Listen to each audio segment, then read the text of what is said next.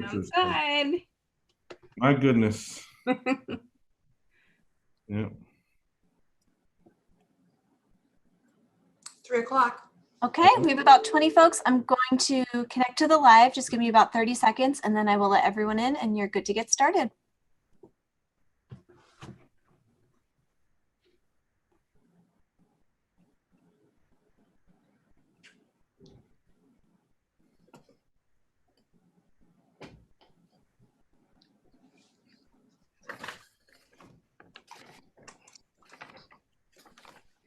Well, hello, everyone. Welcome to our session this afternoon. Really good to see some folks out there on our Zoom meeting. I'm getting used to this technology. How about you? I'm State Senator Judy Schwank, and I'm hosting this town hall meeting on a really great opportunity for small business, and I mean small business, a grant funding opportunity that you're here to learn about, and I hope you get all your questions answered. We have a chat function, as you know, on the Zoom room, where you can always wave your hand if you want to speak, and we'll be sure to answer you. So once again, I'm State Senator Judy Schwank, and I represent the 11th District, which I like to say is the heart of Berks County and includes the city of Reading as well.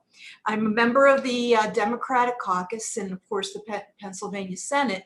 And as you may know, we received in the Commonwealth of Pennsylvania about $4 billion in federal funding to be used to help us recover from the pandemic. And it's, you know, we're rolling that money out. It's going to all kinds of uses like education, our schools, both higher education and K through 12 and nonprofit, a whole host of other issues and organizations. But particularly we're concerned about businesses. And as you know, there have been other loan programs for small business in Pennsylvania and even in our county and our city. But this is a grant program. And it is a $225 million, actually $200 million, that is being allocated across the state for grants of $5,000 to $50,000. And it's something that is really targeted for small business owners. And you'll learn more about it. I'm not going to tell you everything about the parameters of the program because I've got some experts on here that can talk with you about it. But at any rate, I'll introduce the folks that are helping us with this. One of the ways that we're running this program is through what we call CFDIs, or community fund organizations that already operate in our communities to help small business. So with us today, and our main speaker is Daniel Betancourt. And Daniel is the president and CEO of Community First Fund. They know all about the Reading and Berks County area. They actually serve a big regional area, including Lancaster, right, Dan? And other areas, I think, as well. But I've known Dan for a long time, and I'm very comfortable knowing that it's his organization, that one of them at least, that will be funneling these grants through and making them available to you. I can't emphasize enough that this is really for small business. You read some of the stories in the national press about, you know, big companies that were getting funds from the federal government. This is for those of us that are like mom and pop shops, right? Or, you know, you own a beauty parlor or a nail salon or, you know, some small restaurant, something of that nature. And you really have some issues as a result of the pandemic that need to be addressed. This is targeted to you and to help you restart. That's the whole point. We want to get the economy going again. And I also will introduce Tony Markowski. Tony is a member of the Senate Democrat Appropriation Committee. I serve as minority chair, and I can vouch for Tony's expertise. She helped to work on this program and to help make it operational. So she'll have some advice for us as well. And of course, we have a moderator. and that's Brittany Cramsey. Brittany is the press officer for Senator Jay Costa, the leader of the Democratic caucus, and she also works for the rest of the Democrats too, and helps us out with a lot of public relations and informational meetings. So I'm going to turn to Dan first so we can get right into the meat of the program, and then we'll have an opportunity for your questions. Dan, ready? Senator, if you allow me a moment of privilege, I would like Tony to speak before me because she can talk about the broad aspects of it. Thank you. Okay. Tony? Sure. Hi, everyone. Good afternoon. Thanks for taking time to be with us today.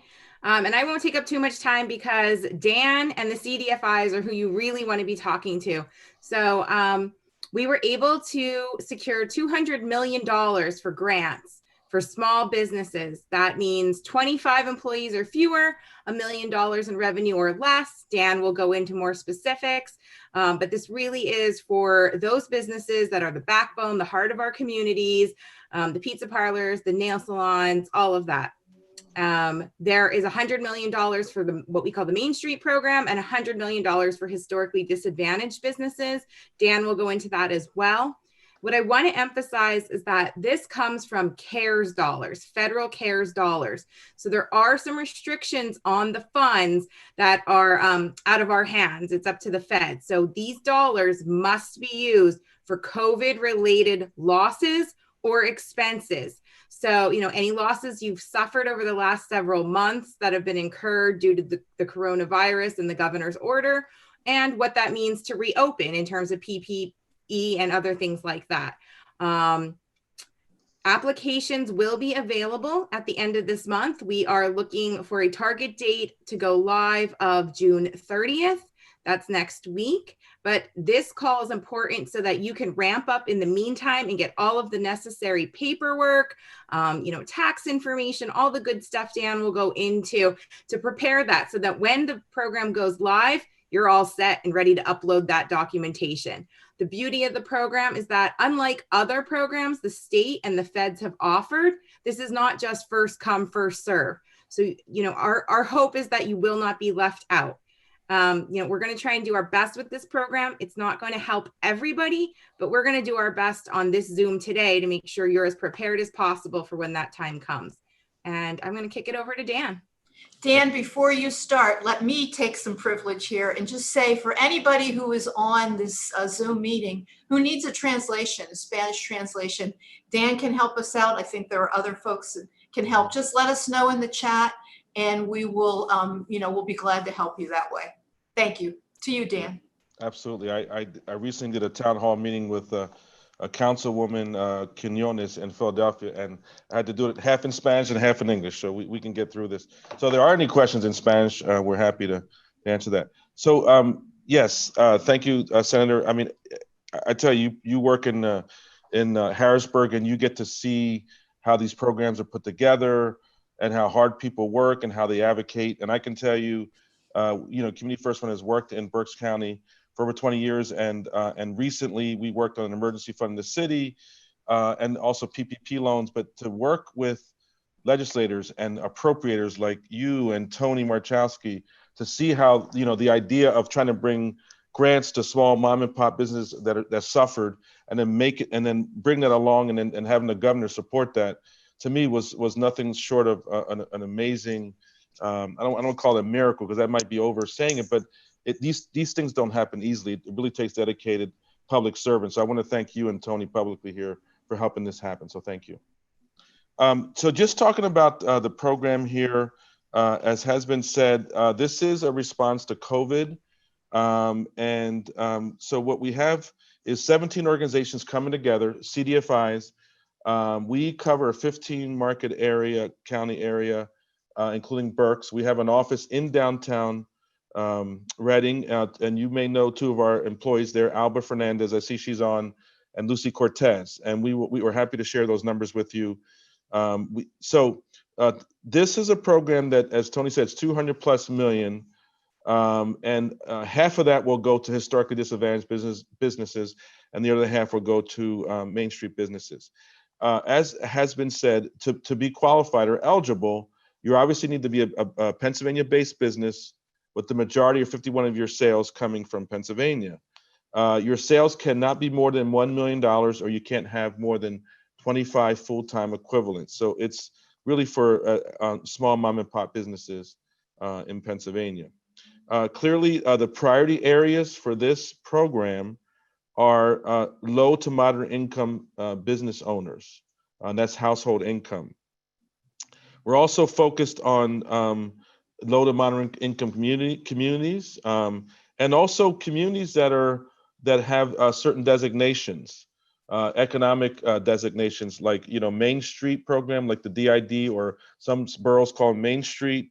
There's an emphasis on Elm Street and some other rural designations, which of course Berks County is not, but other parts of the state are. There's also an emphasis on certain industries that were hit very hard by COVID, which are related to the food industry, hospitality, personal care, which is barbers and hair salons, healthcare, and a few others like that. Back to just defining what a historically disadvantaged business is, and again, 50% of money will go there. We are using the federal definition of historically disadvantaged, and that's populations that have been discriminated against on financial services, and specifically, that is Black businesses owned by Black individuals, Hispanic, Native American, and Asian American. And there's a couple other groups like obviously Pacific Islanders and Native Hawaiians. But for Pennsylvania, we're talking about primarily Black, Native American, Asian, and Hispanic. So then the Main Street program also is the same, another pot of money for $100 million, and that's your traditional business owners here in Pennsylvania. The grants are between $5,000 and $50,000, and that depends on the size of the sales of your business or revenues. The minimum grant is $5,000. We're not looking at profitability. What we're looking at is that you are a registered business, paying your taxes, and you're a bona fide business, and you will qualify for a minimum of $5,000. And again, for example, $250,000, if you have sales of $250,000, you'll be eligible for $25,000, and then it goes up to, if you have sales of over $850,000, there'll be a $50,000 grant. So that's the tiers, and it is related to sales. We will require a number of documents that you can start preparing for if you're going to apply, or if you're going to be helping small business owners. You can encourage them that we really just need one tax return, 18 or 19. We certainly, if they're a brand new business starting in January, but they open before February 15th, we just want an interim financial statement for startup in 2020. And then we need to have you prove your business registration. So your articles of incorporation, your DBA, doing business as, or fictitious name paper, or a business license. So for 1099 employees, if you work in, let's say, a barbershop and you're renting a chair, all you have to do is provide your business license, and that's enough proof for your business. There's other things that you have to prepare for, banking information and understanding your sales, because one of the things that we're trying to determine is the amount of loss of sales. So we're comparing a period of 3 months in 19 and a period of 3 months in 20. So essentially, we're going to ask what your sales were from March to May in 19, and we're going to compare that to 20. And that's part of the priority here. There are a number of businesses that are not eligible. Clearly, it would be a business not located in Pennsylvania. Nonprofits and churches are not eligible, among other businesses. So that is a general overview. The final thing that I would say, and I said this morning, and this is not official information, but I'm encouraging counties to use some of the Title V money they recently got from the state to think about this fund that we're talking about is a statewide fund, and we expect a couple $1 million to go in each county. We can't guarantee the amount, but we're also encouraging the county commissions that got a major allocation to consider a local fund as well. And actually, we're getting very good feedback from from different counties in the area. I don't want to put the commissioners on any one county, but the conversations are going very well. And so that's a go deep strategy where we do more money, because again, if you talk to the elected officials and economic development officials, they will tell you the damage is far greater than any of these funds can help with. So we need multiple strategies. We already did the Reading City Fund. The county commissioners are going to use CDBG funds. That's going to go out now as we speak. The PPP funds were early on in the process. And so, you know, this COVID pandemic has gone on quite some time, and we want you to see this as part of the solution. It won't solve all the losses, but we think it'll be significant and will help business owners restart their business and just try to help with some of the damage. Some of the eligible uses for the funds are anything related to COVID losses and or adaptations. So if you have to change or adapt your business model or your business, that is totally eligible. If you received a grant or forgivable loan, you just have to disclose that. And we just want to make sure that the purpose of this particular grant is different than the purpose of the original grant or loan you received before. That is to say, if you got a PPP forgivable loan and use that for payroll, as long as the purpose of this is different, you are eligible. So those are my overall comments. Other than to say, you know, reemphasize what Tony said earlier, this is not a first come, first serve basis. There's no timestamp on this. We're going to open up the application at the end of the month. It's going to be open for 2 weeks. And what we're going to do at the end of 2 weeks is we're going to rank the by point system on the different priorities I shared with you. And we're going to fund as many of those as we can, realizing that some business owners will be lower in the ranking and won't necessarily get funded in the first round. So those are my general comments, Senator. Thank you, Dan. I appreciate that. Now we'll turn to Brittany, who will help us get some of these questions out and you know, give you an opportunity to ask your own questions too. I think we've had some come in earlier, did we not, Brittany? Yes, we have a couple of pre-submitted questions, and I was just going to remind folks who are watching live that they can type their questions into the chat. If you can't find it, in the center bottom of your screen, you'll see a little something that looks like a speech bubble. It'll say chat. If you click on that, it'll pop up in the right-hand panel. You can type in your question there, and we will get to it as soon as we can. So I'm going to start with some of the pre-submitted questions that we got earlier and give you folks a chance to type yours into the chat. What is the definition of socially and economically disadvantaged? Is it defined as a minority-owned, woman-owned, veteran-owned, or service-disabled veteran-owned business, similar to the Small Diverse Business Capital Access Program, or is it something else? The phrase that we're using for this program is the word historically disadvantaged business owners, and emphasis on historic. There's lots of businesses that are vulnerable in COVID, but we're talking about that definition is historically disadvantaged business owners, and primarily they are people of color, people of African Americans, Latinos, Asians, and Native Americans.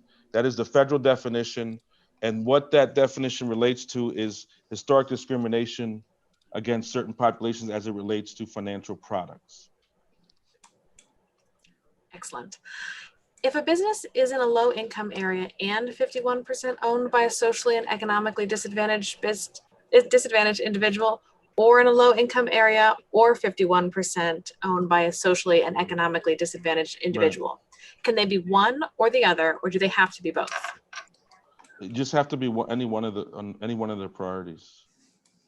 So if you're actually, and this is not all place-based. If you're a business owner that's has a low to moderate income for your household, it doesn't matter where you're located in the county. So there are many different ways to receive priority points on this grant.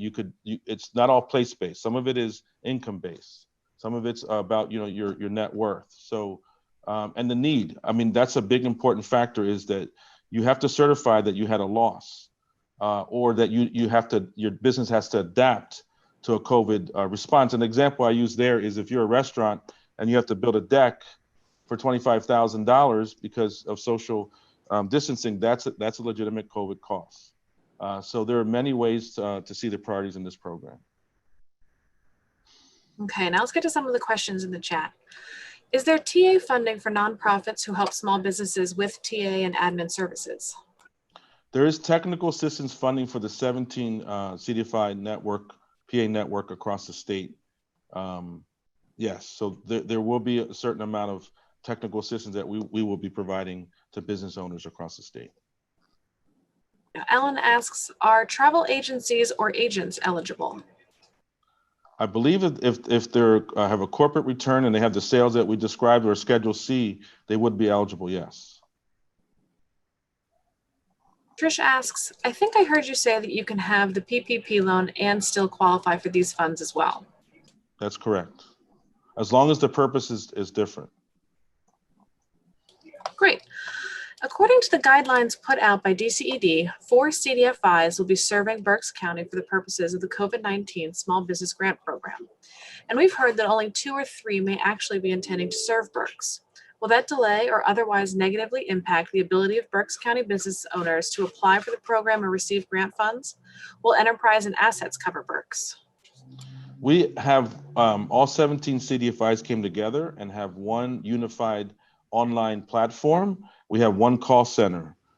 We wanted to have at least 3 CDFIs cover a county. Now we understand that there's local CDFIs that you're used to. Community First Fund has had an office in Reading and Berks County for over 20 years. So we fully expect individuals to want to work with their local CDFI.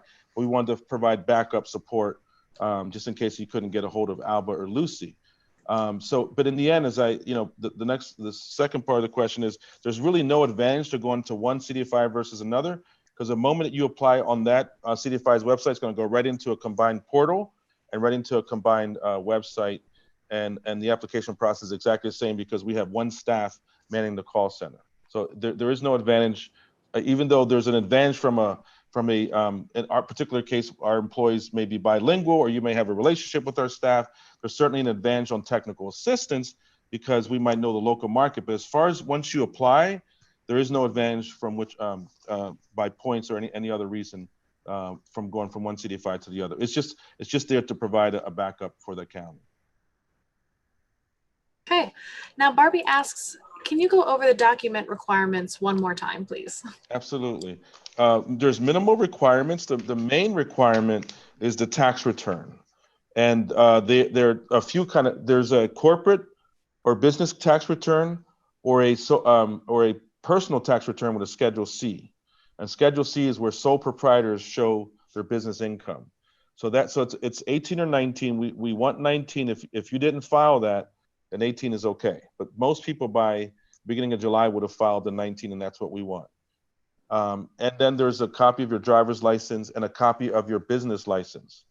That is to say, the driver's license is pretty straightforward. It could be any kind of state ID or passport. We just want to make sure we can verify who you are. And then finally, the articles of incorporation or other business-related documents. What we're trying to do, some of this, quite frankly, is fraud prevention. It's one of the things that's been happening around the U.S. There's a lot of funds going up, and there's lots of people that are applying and they're not eligible. So we're trying to verify the business owner 5 or 6 ways behind the scenes.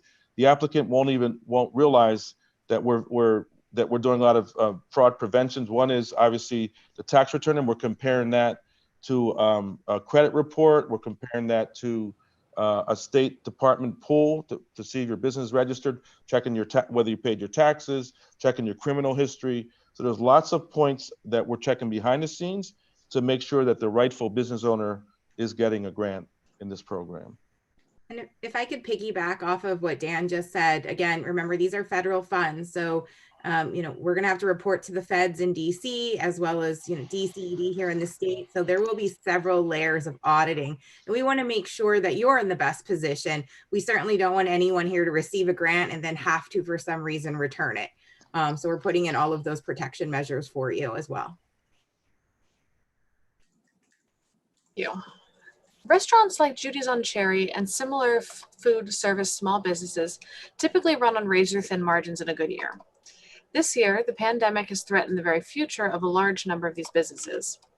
Even if a restaurant grosses 1.3 or 1.4 million in sales, that doesn't necessarily mean they made that money or are sitting on capital to cover expenses or losses incurred as a cause of this pandemic. Is there any flexibility in the guidelines to consider a business with gross sales slightly above 1 million for grant assistance? Understanding the gross sales in the current year could be half that amount or less. What about using profitability margins as a criteria instead for eligibility? One is I love to eat at Judy's. I will tell you that, and I'm definitely sentimental. But we know that there are 1 million businesses in Pennsylvania that have 20 or fewer employees, and we know that we can only fund about 15,000 business owners. So at some point we had to make a program that was going to have some cutoff. So there may be some great businesses, even our favorite businesses, that would have more than $1 million in sales. As far as net income, that's sort of the tax game that again, legitimately, I do know that restaurants have low margins. I'm not referring to any particular sector, but some individual businesses may or may not show profits. And so it's probably not a great way for us to compare businesses. Although we are giving priority to business owners that do have low to moderate income. So in that way, they'll benefit from the lower margins that you described as far as priority points. But as far as analyzing the business, about the most objective way that we could see is looking at it from a sales perspective. Although, again, there's no perfect system, because we do know there's certain businesses, particularly cash businesses, that may not show their full sales. So we're well aware of that as well.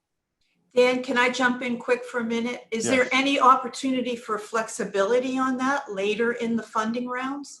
I'd have to go back and look at DCD. I believe 1 million is the max, but let's see what the demand is. We think we're going to be over subscribed. If we're not, Sure. I'm certainly open to looking at other things like that. Right now, we're just trying to get to the small mom and pop, realizing that we do have our favorite restaurants, and there may be other programs available to help them in the future.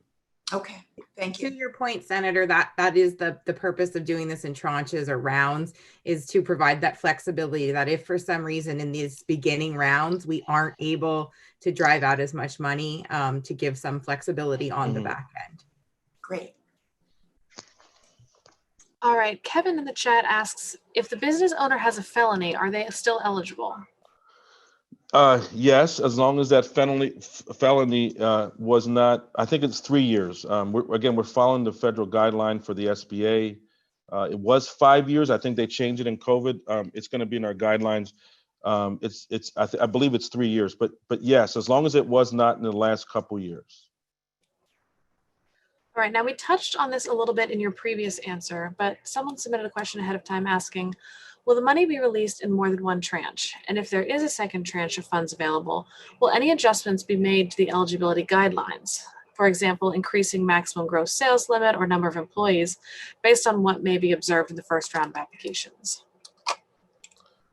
We expect 3 or 4 rounds. The first round will start by the end of this month, June 30th, and we expect to fund within 30 days. Then there'll be 2 more rounds at least. As far as there'll be some flexibility within the priority points that we're looking at.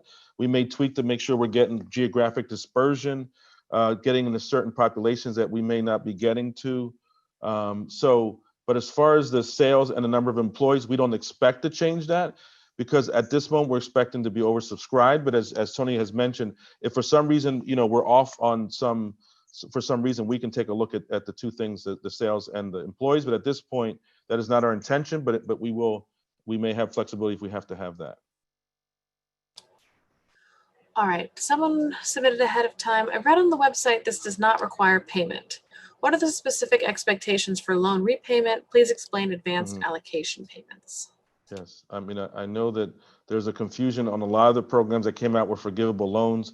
This is actually a grant program from the beginning. It's a 1-page grant agreement, and the business owners is certifying that the money's going to be used for eligible uses, among other things, and we'll wire or ACH the money, and that'll be just about it. I mean, there's always an opportunity that you would have to provide information in some audit purpose, but quite frankly, we're trying to simplify this and get the money out as quickly as possible.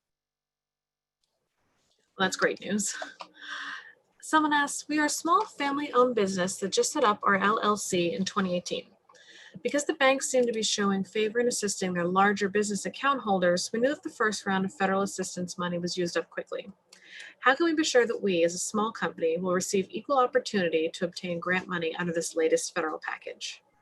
And I think this program is in reaction to some of the things that happened in those federal programs that did not benefit or put small business owners at a disadvantage. And one was in the beginning of the PPP program, banks were just working with their customers. And we know that there was a large backlash, and the banks really took care of that and started working with non-customers and even smaller customers. But it did leave a bad taste. And this particular program is actually focused on small mom and pop businesses to deal with some of the challenges we saw in other federal programs.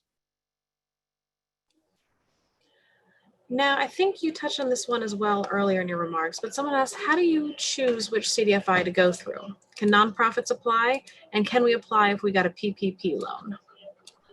Yes, you can apply if you get a PPP loan. As I said, it has to be for a different purpose. Nonprofits are not eligible for this funding. And as far as which CDFI to go through, go through your local favorite CDFI.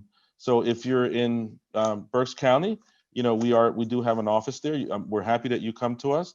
We're also happy if you call another CDFI on that list, but you're going to be dealing with the same call center and the same results. So we came together as a network and to provide one unified service to Pennsylvania small business owners.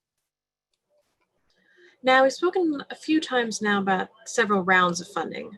We got a question, if a company received the grant previously, will they be eligible again in the second tranche?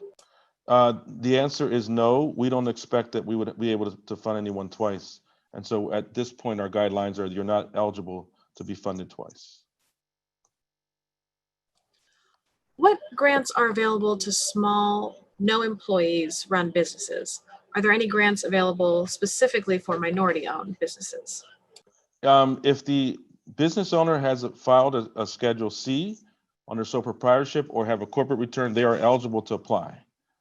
We have no minimum job requirement. So if it's a hobby business and they filed a Schedule C, they can apply for this. So as far as the other part of your question was, if you can repeat that.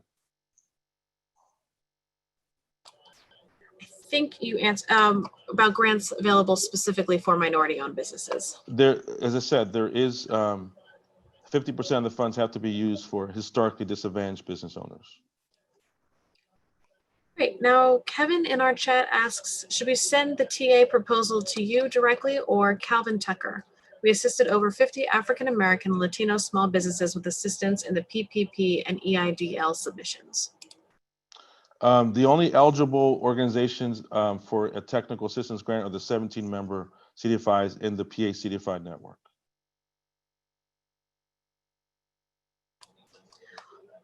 All right. Seeking relief for a 1099 independent contractor for business owner with no employees. Are there credit requirements needed?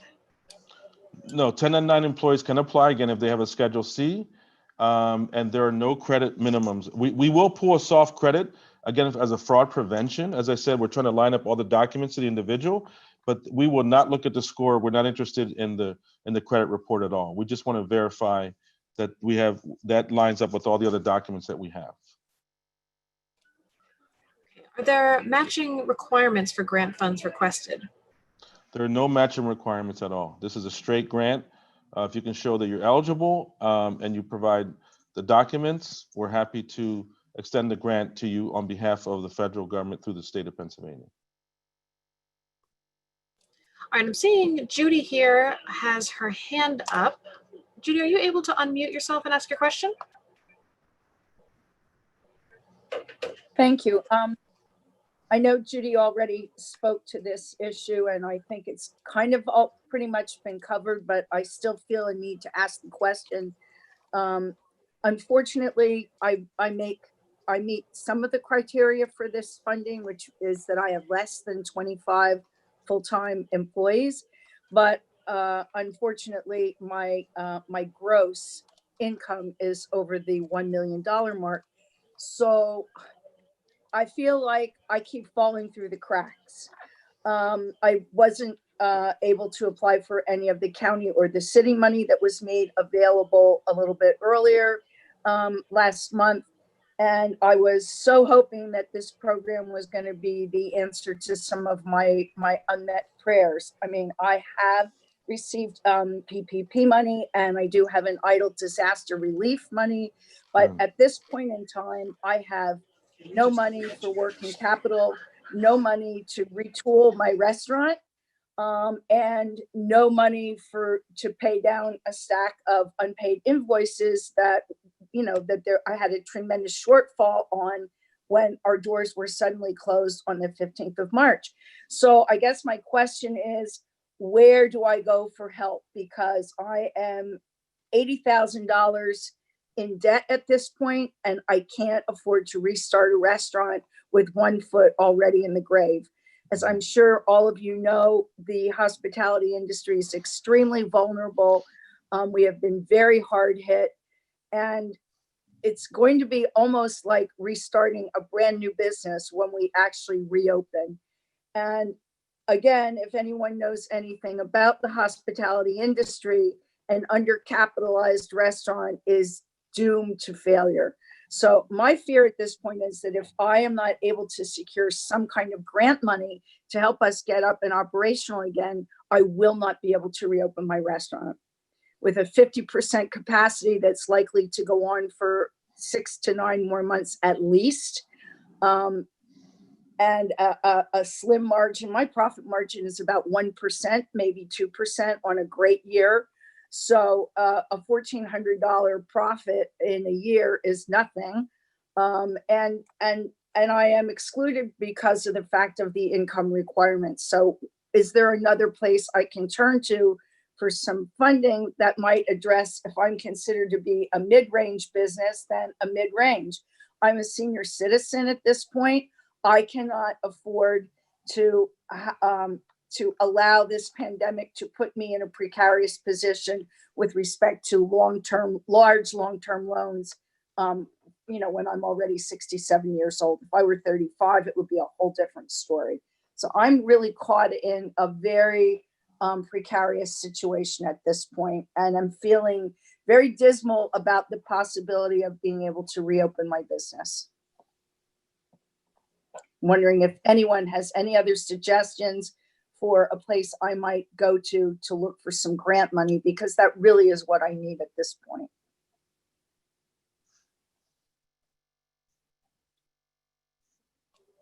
All right, Dan, do you have any suggestions there, or Tony, maybe? I mean, I would say, first of all, I'm personally moved by your comments. I think we all are, and understand the situation you're in. And I'm like everyone else. I don't want to have to say no. I mean, I realize that these guidelines don't help you, and I definitely feel for you. I'm really glad, although maybe it doesn't help you in this moment, that PPP worked for you and EIDL worked for you. And no fund's ever going to be enough, but I'm glad you did receive some of that support. My organization, Community First Fund, while is happy to consider helping you. I know that you don't want to borrow more money, but we can definitely take a look at that. Maybe it's something that would be helpful. As far as other funds, I mean, there are other programs that we could take a look at, but they're mostly loan programs. I mean, I know Ed Sawyer from Greater Berks and Community First Fund are happy to take a look at this together. There may be some state programs, and again, I'm mostly talking about loan programs. There's the 7A SBA guarantee program that we can access on your behalf as well. So I don't know of any other grant programs. And if we're not oversubscribed here, as Tony said, we can certainly take a look at this, in a round or two, because I'm sure there's many Pennsylvania businesses in your situation, and yours in particular that we know personally. So Dan, I mean, can Judy apply now? We put her application in once the round opens, and then just so it's on file and she has all the necessary. And if we get to that point in later rounds where we have that flexibility, if it's not oversubscribed, at least she's in the queue. Is that something she can do? At this moment, they would just say that you're not eligible. I mean, you could apply, but you would just be held as ineligible. But as I said, this is tough situation that we're going to have to not have all the business owners we would want eligible for the business. And you did, again, nothing wrong other than the fact that your sales are over $1 million. I do understand the challenge here. Yeah, okay, thank you. Yep. Judy, if there's an opportunity to look at something else as we continue with these, with the CARES funds, I'll certainly be making the case, because I, as Dan just said, I think others will be like that too. You are important to us, so you know that, I hope. Thank you. All right, we're also streaming today's event on YouTube, and we received a question over there. Someone asks, what if you do not fall into the historic disadvantaged category, but your business is affected by the COVID-19 pandemic? Is any of this grant available for other than historically disadvantaged as well, or is there another opportunity coming for those people? No. Right away. I mean, we only 50% of the funds are reserved for historically disadvantaged, and the other 50% is what we call Main Street businesses, and they will be eligible. And there's a priority points that we talked about here today. Yeah, so at the top of the Zoom, there's $200 million pot. 100 million is for Main Street, and then there's 100 million for historically disadvantaged. So I just wanted to clarify that. One thing that I did not mention that I want to just remind us that there is a website, a landing page that's very easy to remember.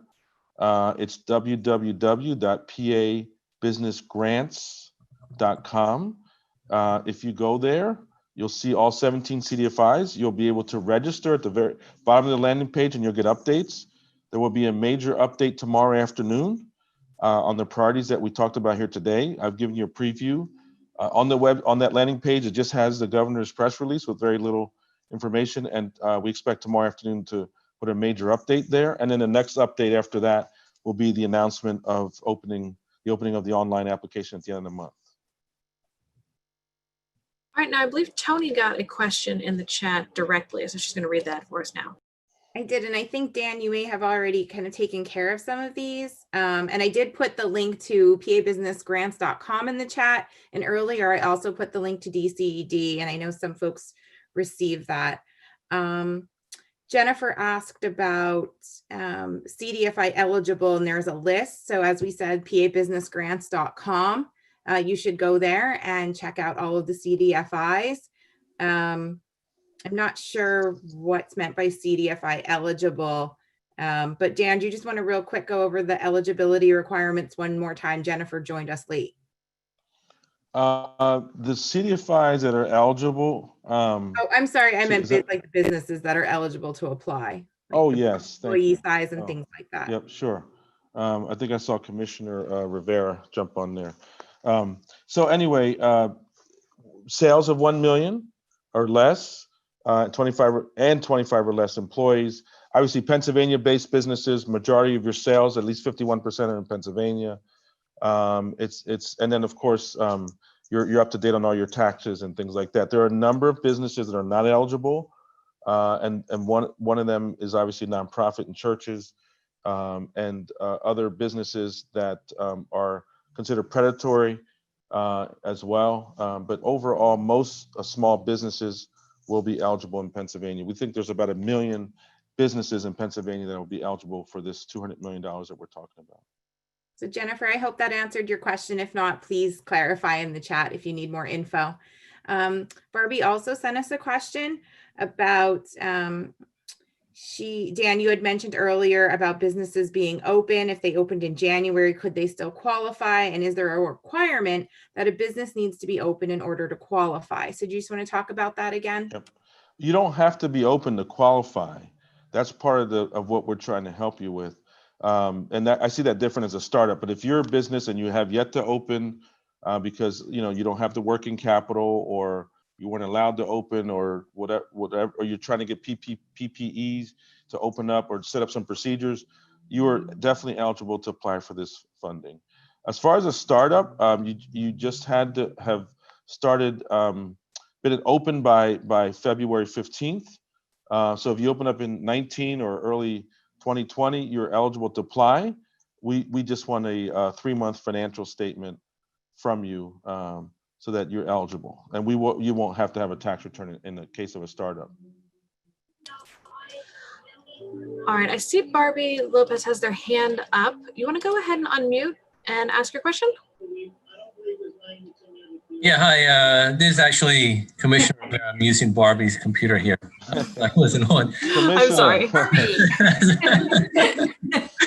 was actually typing it. I just wanted to Judy know that I'll look into to see if the county can do anything with those businesses in certain industries that maybe have revenues over $1 million, but I know like restaurants and some other industries, you know, they're hurt because of that. So I'm going to see if at the county level with the money that we have, we can do anything to help out those type of businesses. That would be great. Thank you, Mike, Commissioner. We have another question in the chat here. Can we get on an email list to get the application notice when it is ready? Yes, and that's what I was saying. If the website was typed on the chat room there or chat board, it's www.pabusinessgrants.com. If you go to the bottom of that landing page, you can register and you will get notices when we make changes to the landing page, including the online application that we expect to open on June 30th. All right, now we've gotten a few questions about process and timeline. So can you just walk us through when we expect the application to be open, how long it'll be open, and then the review process and when business owners can expect to see some money? So we expect the application to be open for 10 days. And if we open that on June 30th, we're expecting it to remain open to July 13th.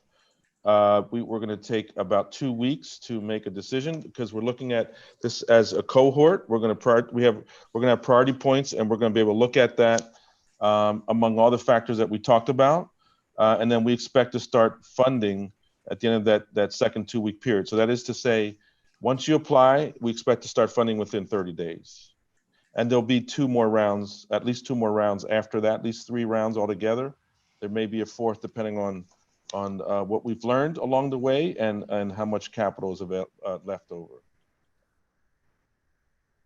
Yeah, what's the maximum amount a single entity can receive in these grants? $50,000. The minimum is 5, and the maximum is 50,000. And it's commensurate with the level of your sales. So the larger your sales, the more you're qualified for, or you qualify for. Okay, now must an entity have collateral or a certain amount of personal funds in order to apply for the grants? Not at all. This is a grant. We're only going to ask you to sign a grant agreement. And this is Uncle Sam, or the federal government, working with the states trying to get this money out to help with the damage that COVID has initiated. All right, what steps is the SBA taking to make it easier for small businesses with limited human resources to access grants and loans? Small businesses are often the last organizations to apply for funds when there are numerous hurdles included in the application. For instance, to apply for PPP funds, our small businesses had to prepare and file 2019 tax returns before applying. The program would have been more accessible to small businesses if it simply took 2018 tax returns, which had already been submitted, or if it had accepted 1099s or other revenue confirmations from 2019.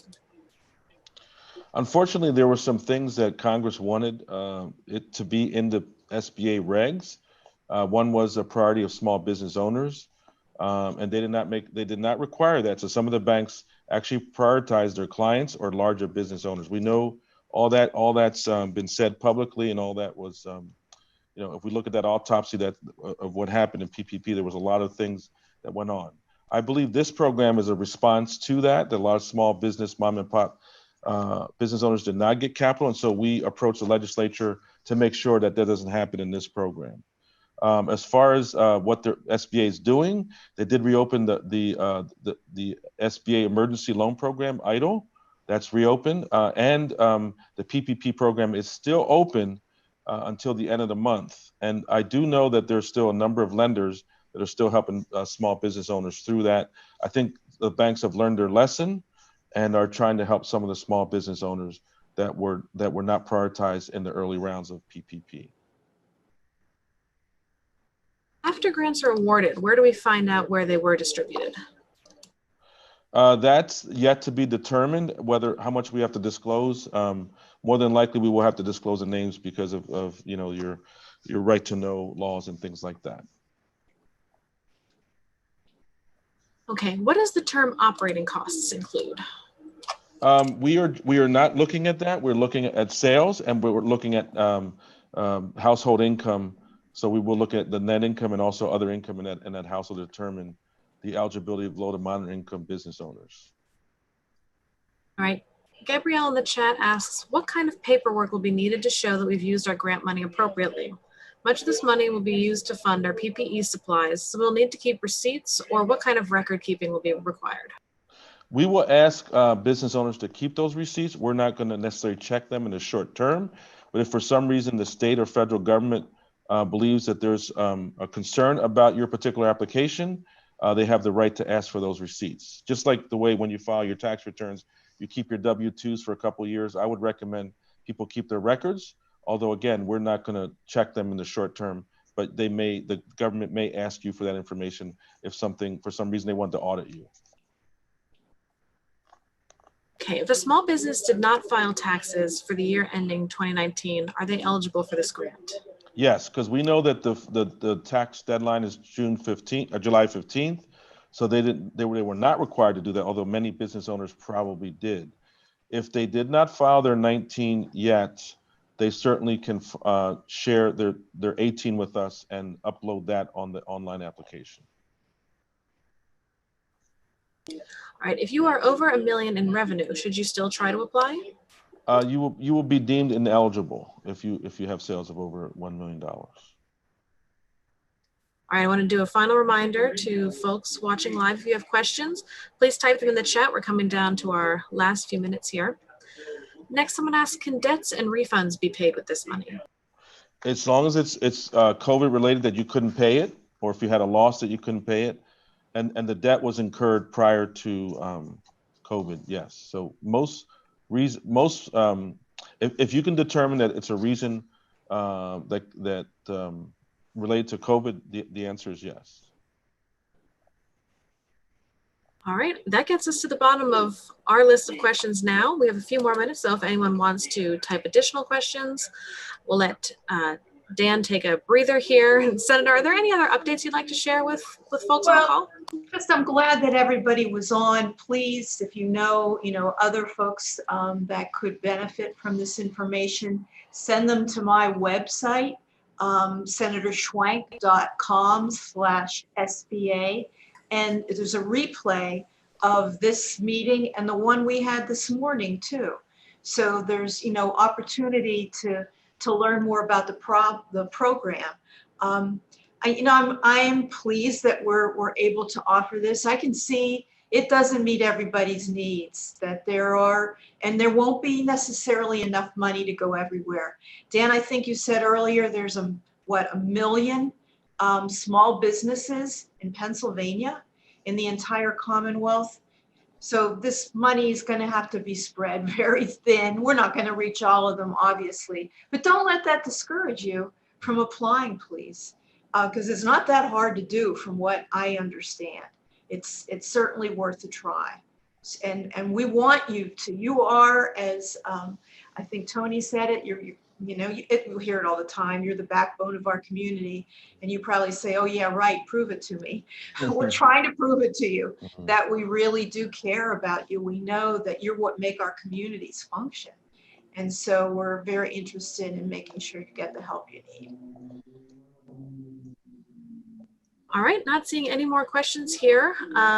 Jamie, would you like to put the phone number for Senator Schwank's office in the chat here for everybody in case they have follow-up questions or they can't find the video of this program later? And I'll let everybody know too, Brittany, that Tom Gumbar in my office handles the business questions, and he's available. He knows of other programs as well. Tom is pretty linked in to a lot of resources, and so he'll be happy to help you as well. And it's 610-929-2151. We'll get back to you. We'll be opening our office soon. So, we're answering questions, but but it's kind of delayed because we're gathering them and then we're answering them. Nobody's in the office most of the time. So, but we will be opening up soon. Great. I'm not seeing any more questions, but as you said, this full video will be posted on Senator Schwank's website by tomorrow, and that's senatorschwank.com. Thanks everyone for joining us today. I hope it was helpful.